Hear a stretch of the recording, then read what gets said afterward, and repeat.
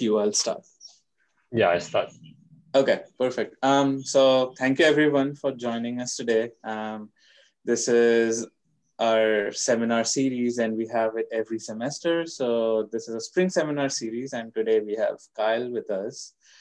And before I give it to Kyle, I just wanted to introduce people to the graduate student community and who the people are and what do we do. So for this academic year, me and Rodney, who is here with us on the call today, we both are co-chairs. So most of our communication that goes out to people is through us, leadership team. But we have our other departments too, where Rachel and Reza, Rajmohan and Tarun, they have been really helpful with organizing these emails and promotional emails that are sent out. And without them, it would not have been possible to make seminar series so smooth. And then we have Emmanuel and Anirban. They are not here on the call, but they take care of the administrative part of the GSC. They are people who represented us in the Senate. And just to make sure that the Senate knows there's an organization which is very active and is catering to graduate students.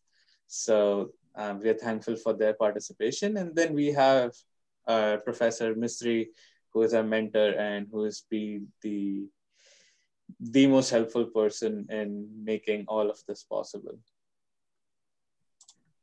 So AME GSC is open organization. Anybody could join us. We generally have leadership meetings on Fridays at 4 p.m., but we are more happy to reschedule and schedule a time which is possible for everyone.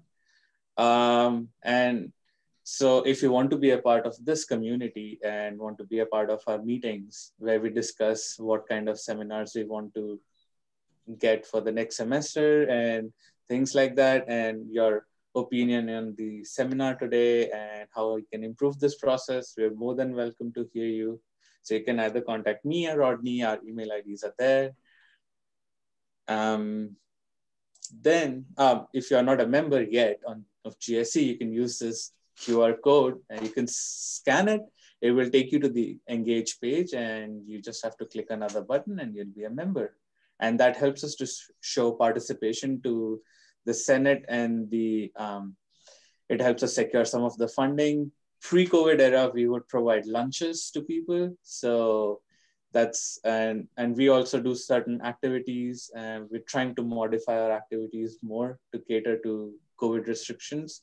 But yes, if you're part of the seminar series, then we can do so much more stuff. We have a Facebook page. So in case if you want to be a part and want to see which seminar comes up, and if you think that's an interesting topic for you, you can find our events on our Facebook page. We have a YouTube channel. In case you missed one, just be subscribed and you will have a new video every week, possibly based on if we are given permissions to do so. And then on 24th, we have our own interim director, Dr. Parthasarthi, and he will have a conversation in general with graduate students about his aim and vision for the School of Aerospace and Mechanical Engineering. And then on the 1st of April, we have Anton from Northwestern University. And I think he will talk about modeling and simulation. So if you have specific interests, you might want to catch that. And today we have Kyle, and Kyle will be talking to us about haunted pasts and bright futures. So certainly a very interesting title. And he's also a graduate student in the Department of Communication. Is that right? That's right. Okay, perfect. I did not mess that up. So without further ado, Kyle, the floor is yours. Please take it away. Perfect. Well, thank you for sharing. And I'm going to go ahead and share my screen here so that we can get some slides running.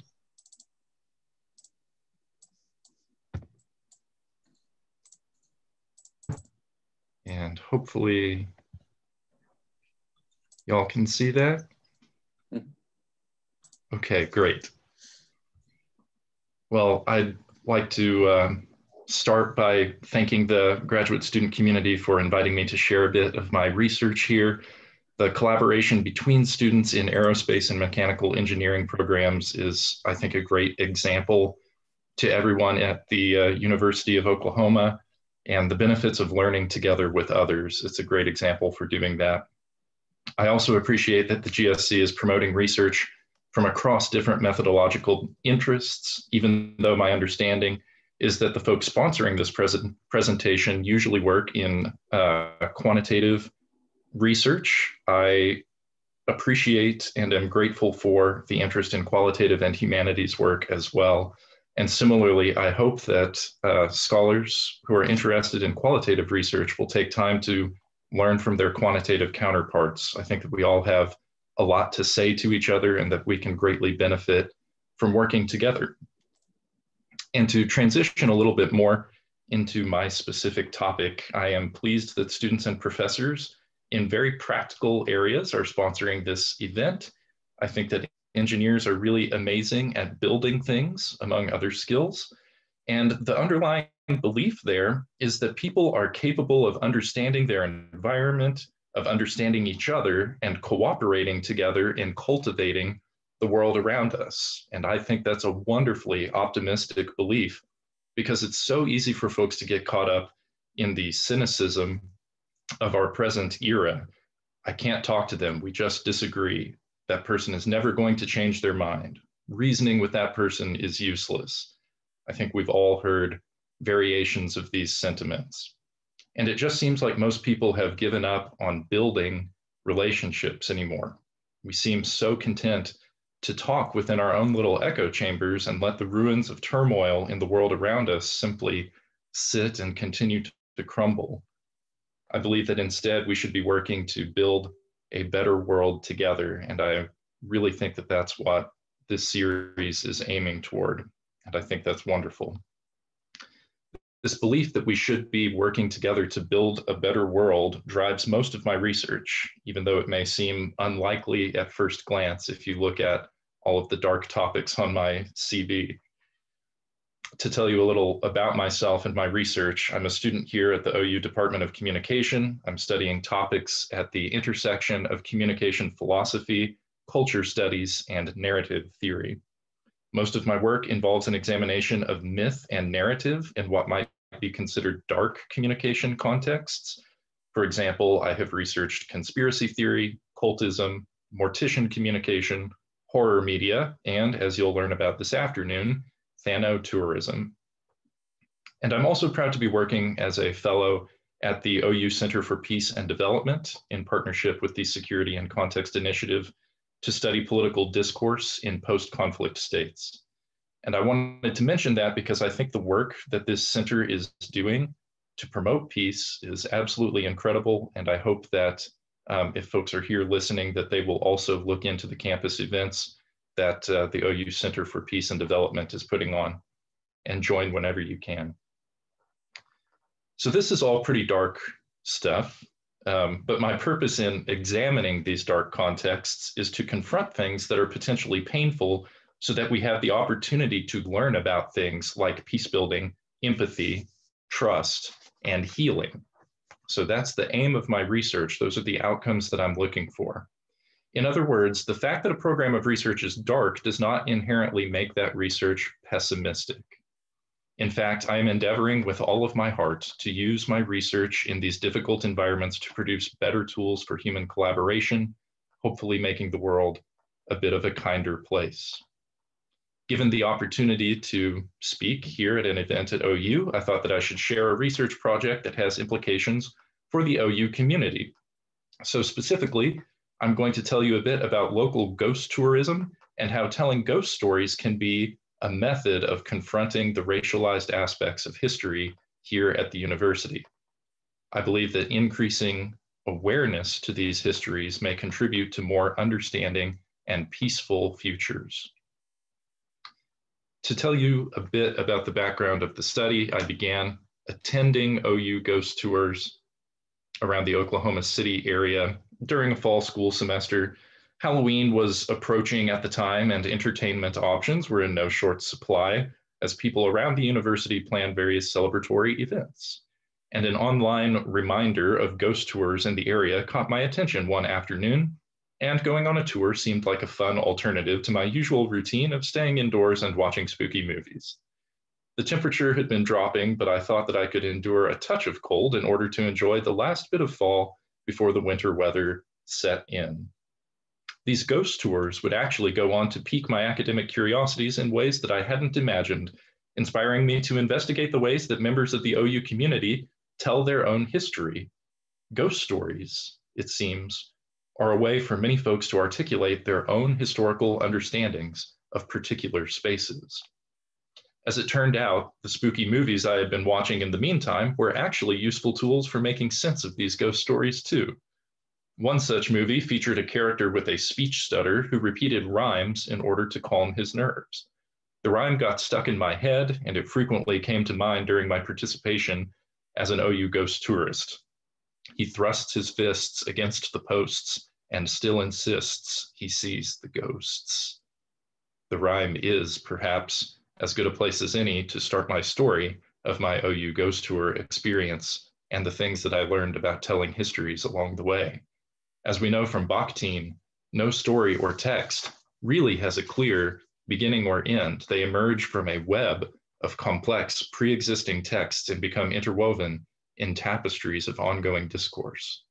The seemingly solitary story of my experience with OU ghost tourism recounted here is, of course, actually a compilation and synthesis of many stories that I have selectively sewn together for a particular purpose, to investigate the importance of how we tell history. The strands of this investigation that I have pulled together share a striking similarity with the aforementioned rhyme, which will serve as a through line throughout this study. The rhyme, it turns out, comes from, out of a 1942 sci-fi novel by Kurt Siodmak called Donovan's Brain. Siodmak's story is about a scientist who attempted to save the life of a wealthy businessman whose airplane crashed near the scientist's abode. The scientist was not able to save the businessman's body, but he was able to preserve the man's brain. This disembodied mind developed all manner of telepathic abilities, including a powerful hypnosis, which was exercised over the scientist. At the climax of the story, the scientist repeated a comforting rhyme to resist the hypnotic power of the disembodied brain. Amidst the mists and coldest frosts, he thrusts his fists against the posts and still insists he sees the ghosts. Indeed, as the rhyme so aptly explicates, fighting forward against barriers requires the conviction of belief. As I found on the OU ghost tours, conviction is key if one is to interject alternative tales into the seemingly monolithic myths of history which dominate public education and popular discourse. There is a hypnotic draw to these monomyths. The powerful pull of discourses crafted by the minds of those long dead still interpolate us into their master narrative. These monomyths operate invisibly and act as a sort of perpetual frame for understanding history from specific perspectives. Sometimes it is necessary to see these ghosts and insist that the specters are haunting us. And I believe only recognition of their presence will illuminate opportunities to discover other, lesser known perspectives. In order to conduct this study, I designed the parameters in terms of what is called ethnography of communication. In this style of research, following the work of Hammonds, the investigator focuses on the details of communication, including how elements such as situation, participant details, social behaviors, and speech genres manifest into particular speech events. This particular study was also guided by concepts of critical ethnography by, in Thomas's terms, applying a subversive worldview to more conventional narratives of critical inquiry. My purpose in repeating and analyzing ghost stories, as well as the experience of engaging with walking university ghost tours, is not simply to criticize what is left out of conventional histories, but to point out ghost stories as a productive possibility for sharing information that is sometimes overlooked. And I'm happy to elaborate on more details of this method during the Q&A if anyone is interested. But I think that for the sake of our presentation, I'm going to focus more on the findings so that we can talk about that. On my first walking ghost tour, the guide, Jeff Provine, announced at the start of the event that all of the stories that the audience would hear that night were true. From our earliest conversations, Jeff was obviously excited about the opportunity to share history with others. The notions of truth and history came up repeatedly in conversations with Jeff and in the contents of his tours. To Jeff, an early proponent of ghost tourism in Oklahoma City, truth and history are at the heart of local ghost folklore. In fact, I once asked Jeff to explain how he felt about the role of history in his ghost stories, and he responded that for the campus tour especially, it's everything. And a lot of what the ghost tour is, I feel, is getting the stories from campus that you otherwise would never hear. An example of a story that students would never hear is about one of Jeff's campus heroes, the ghost of Professor Mildred Boggess. In his book, Campus Ghosts of Norman, Oklahoma, Jeff recorded that Boggess passed away in 1987, but in many ways, she never left the campus. On the campus tour, Jeff situates his stories about Professor Boggess inside the Reynolds Performing Arts Center, which he exclusively refers to by its historic name, Holmberg Hall. This language choice is one of many instances of Jeff's unique use of chronotopes. As Bakhtin argued, every speech genre is told within a special space-time relationship which enables certain aspects of that genre. In the case of ghost stories, the chronotopic situating is always liminal. In other words, tales of how things which seemingly belong in the past actually persist in the present. This chronotopic configuration is necessary to enact haunting narratives in which history becomes rematerialized in the present form. I remember being huddled with a large crowd into the lobby of Holmberg Hall and soaking in the warmth of the orange colors that patterned the space.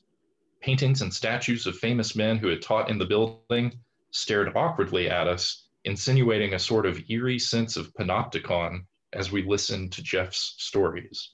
Almost in defiance of the uncomfortable masculine eyes, Jeff spoke up about Boggess as one of the truest heroes of Holmberg Hall.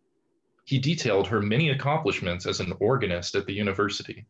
Boggess had a reputation for expecting excellence, which drove the university to great success, including the inception of the American Organ Institute.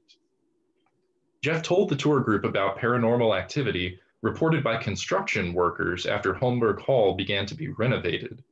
There were no initial ideas on what entity may have been stirring among the workers, but later poltergeist activity in the Reynolds Center gave what some people interpret to be clues of Professor Boggess's ongoing presence. Jeff explained that during practices and even performances, students are often interrupted by the jarring sound of a slamming door. The slamming sound happens even as students practice on their own time, alone in the auditorium. He also explained in spooky detail that, according to campus legend, students on stage can look up into the stage lights and see a matronly visage looking down on them. The woman is described as older, with something of a stern face ringed by full gray hair. Even students who have never heard of Professor Boggess claim to have seen the image. But far from seeing this haunting as a terrifying twist on Boggess's contribution to the university, Jeff interprets tales of her continued presence in a decidedly optimistic light. He elaborated that people who have experienced the ghostly activity find that the slamming sound of the auditorium doors causes them to break focus and have to start over, much as if someone were attempting to show them where they had gone wrong and pressing them to work harder for perfection. His reading of the events is that even from beyond the grave, she still pushes her students to do their best. And in one of my interviews with Jeff, he said that Boggess was an example of a university hero who appears in the grand ghost tour narrative. Despite the domineering tribute to men in the Reynolds lobby, student storytellers and Jeff himself ensure that the halls remain productively haunted by stories of brilliant and talented women as well. They peer through the mists of the boundaries of monolithic tributes to particular musicians and into the interesting folk narratives found beyond, narratives which feature entirely different perspectives on who might constitute a hero. By giving attention to oft-ignored voices in the construction of OU's history, Jeff has contended with the mists that render certain perspectives visible while masking others. This focus became increasingly clear as I continued talking with Jeff. During a formal interview, he noted that he took his time in his research for OU ghost stories to, in his words, pound the pavement, going to building, and asking secretaries and facilities workers since they are around the most. He further mentioned discussions with students in addition to staff members and the occasional school administrator. While many of these stories, although not all, remain in the traditional Western realm of white accounts of history, they do reflect perspectives from women and the working class on campus, which are typically absent from histories of Norman and the university. Importantly, the overall ghost tour narrative negatively frames the colonial history of the region and appropriately casts any racist figures which may be found as villains, whether they are early colonists of Norman or relatively recent Ku Klux Klan members in the community.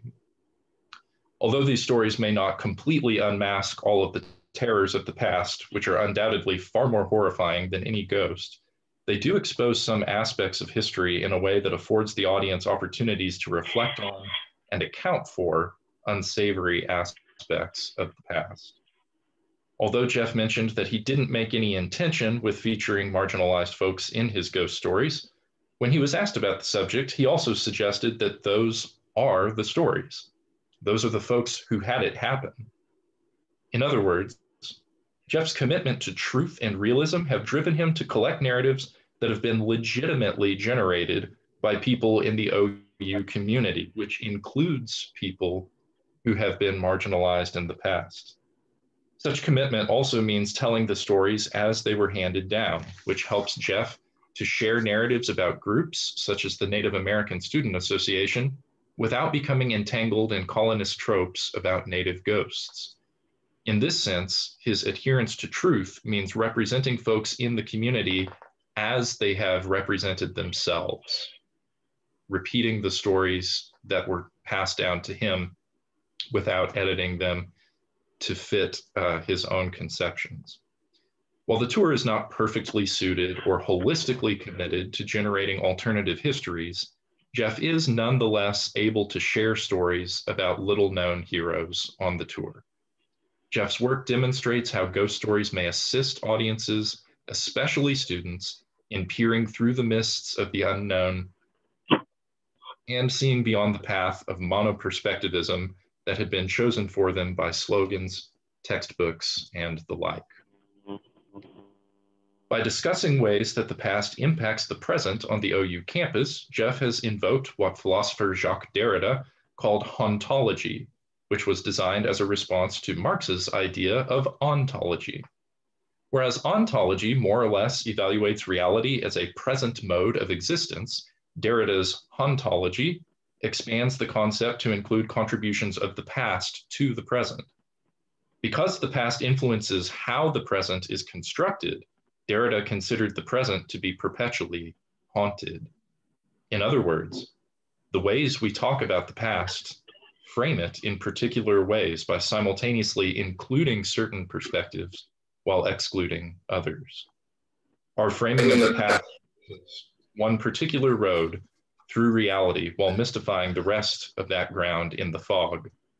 Syed Mack described this hazy mist as a frost, something that's painful to press through, and fighting against the frost being like unto a hero pushing at his posts.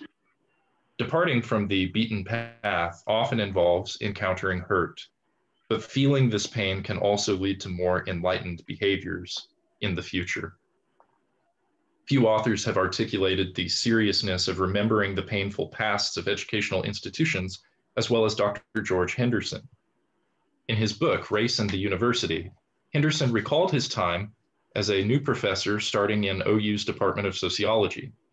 Although he began his work in OU in 1967, he was only the third ever African-American professor hired by the institution. Henderson highlighted feelings of unwelcomeness which accompanied his transition into the position of professor. He said that before he moved to Norman, Leonard Moss, chairman of Wayne State University's Department of Anthropology and Sociology, asked him to decline the teaching position at the University of Oklahoma. And unfortunately, Henderson's early experience after taking the job was that Leonard was correct concerning the readiness of the people of Norman to accept him. Trouble with inclusivity has persisted through the years in various ways, including recent student presentations of blackface and the uttering of racist slurs by OU professors. In the case of the former, the responses of young culprits who have been confronted for their racist behaviors seem to indicate dismay. Although the behavior is without excuse, they do not appear to know the broader historical context from which their jokes emerge or understand how their behaviors negatively connect with the already turbulent discourse about OU history.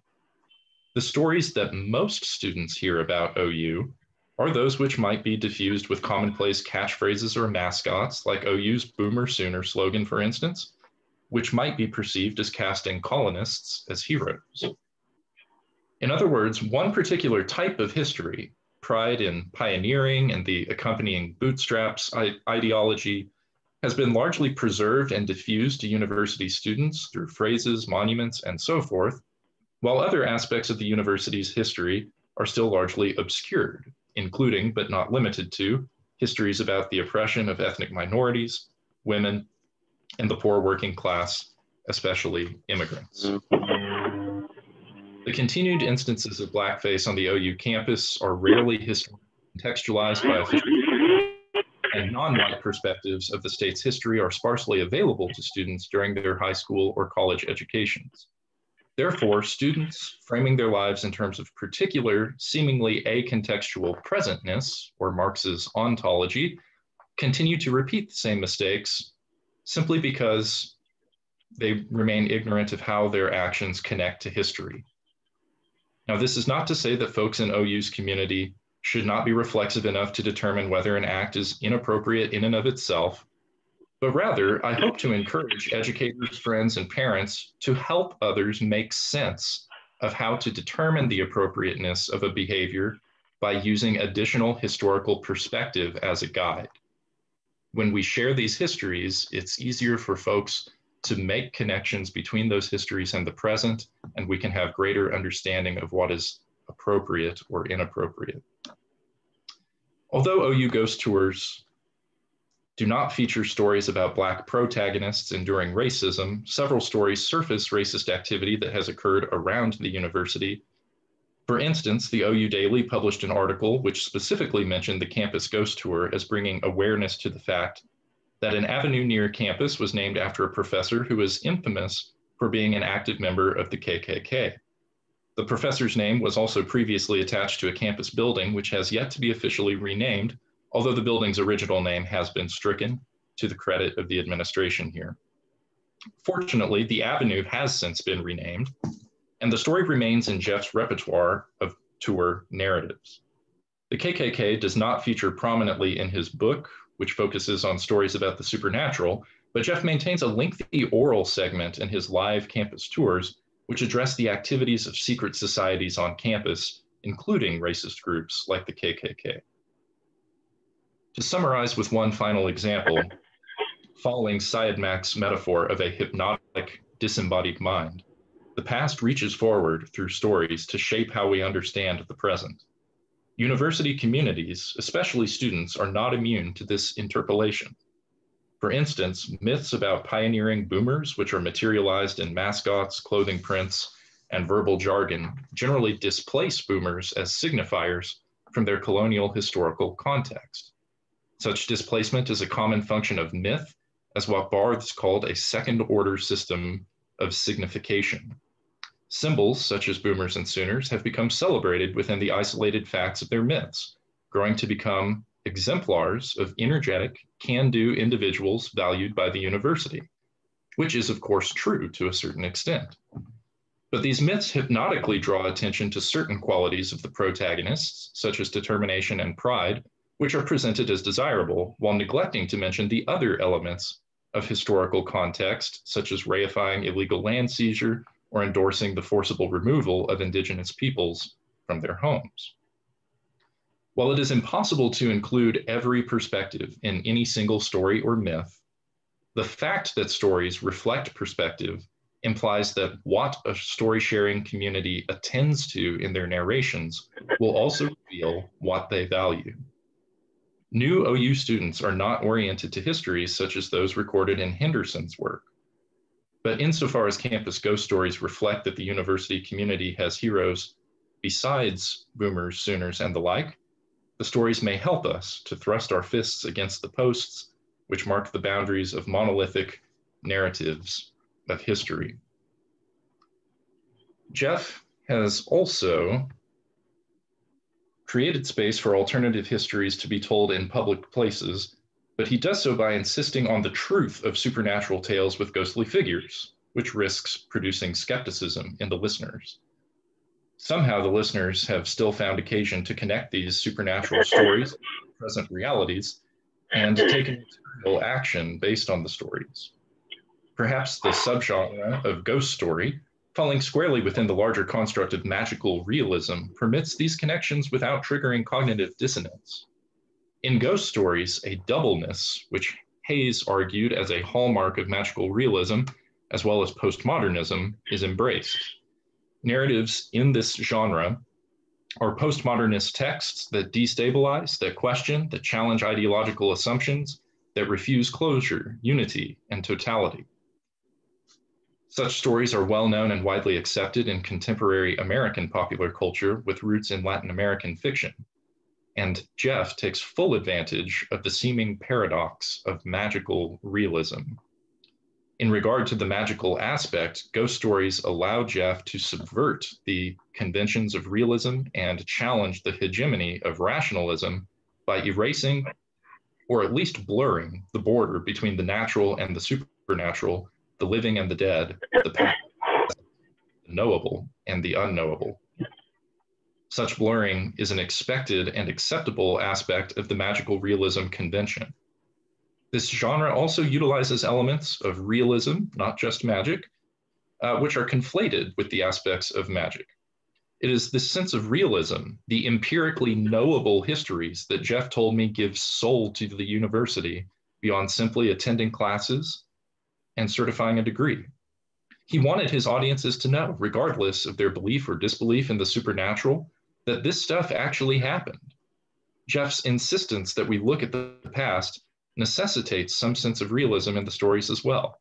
He would even occasionally point out inconsistencies in the ghost stories, insinuating that they were almost certainly false. This struck me as a contradiction at first.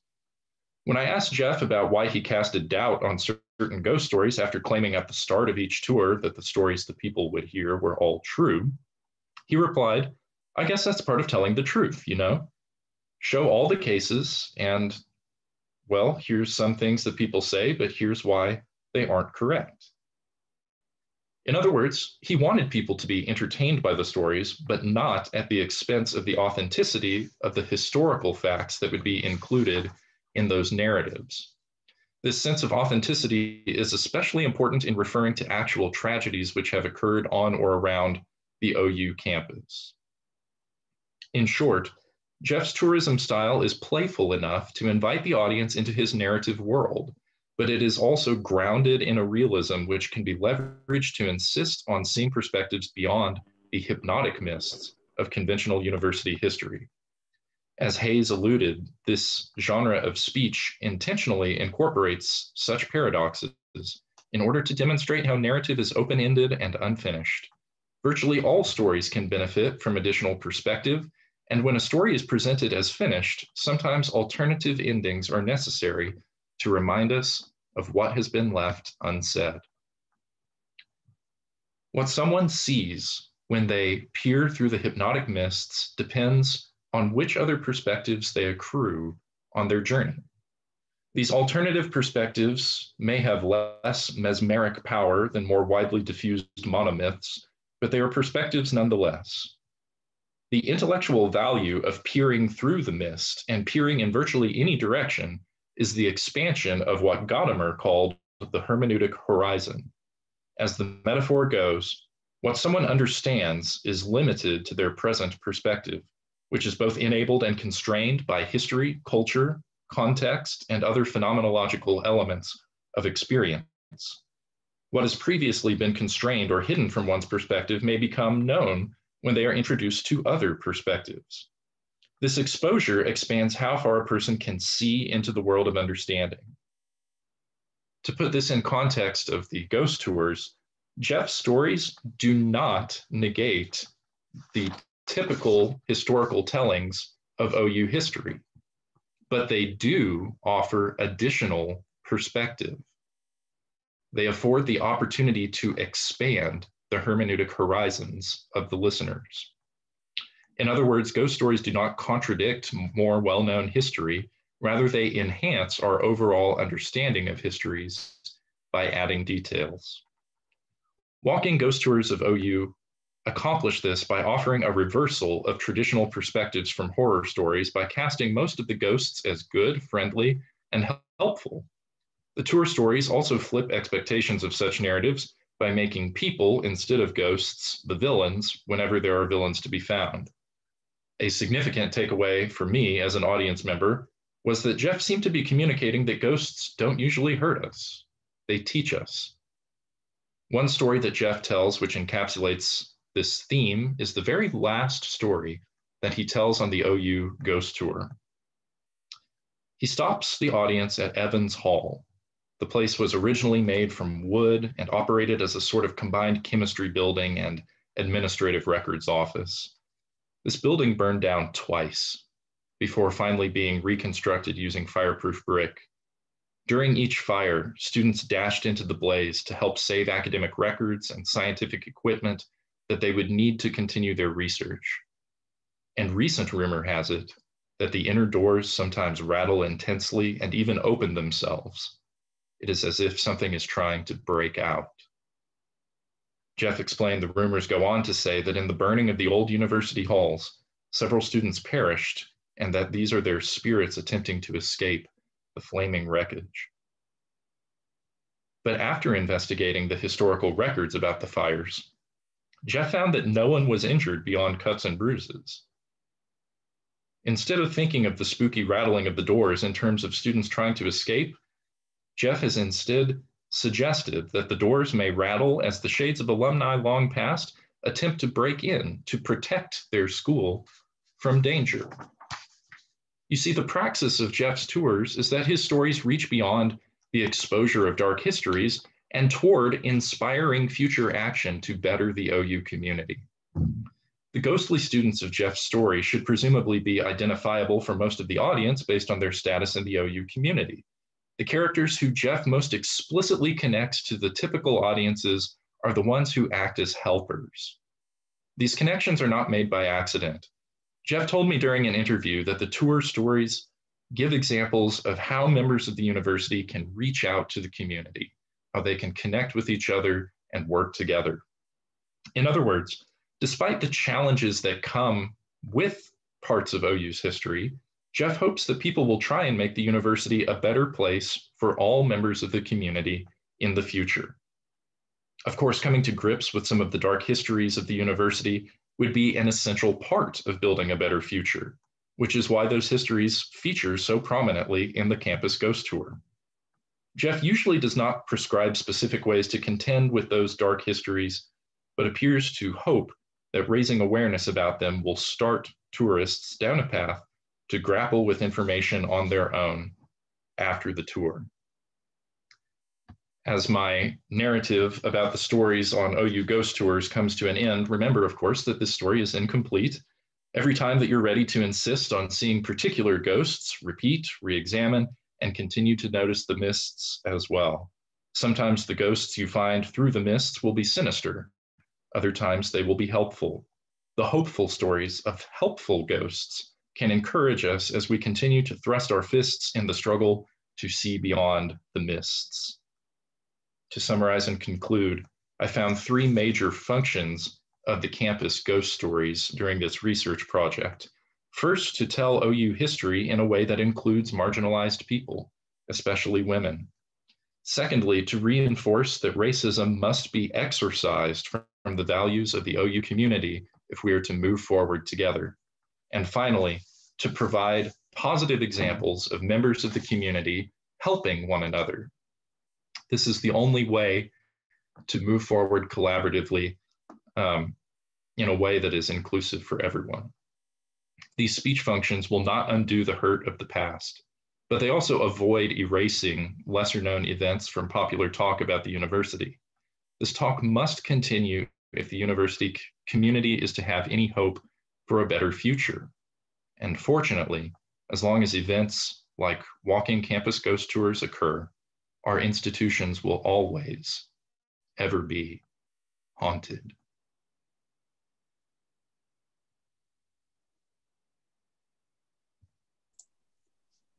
Thank you, Kyle.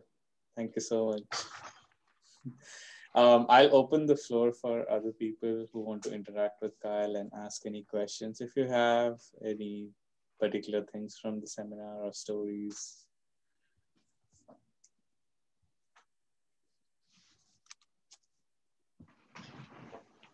I will mention that Shelby Hill is here in the audience, and Shelby was the person who gave me Dr. Henderson's book, which was really helpful as I participated in this project. So I appreciate her bringing Dr. Henderson's work to my attention. Perfect.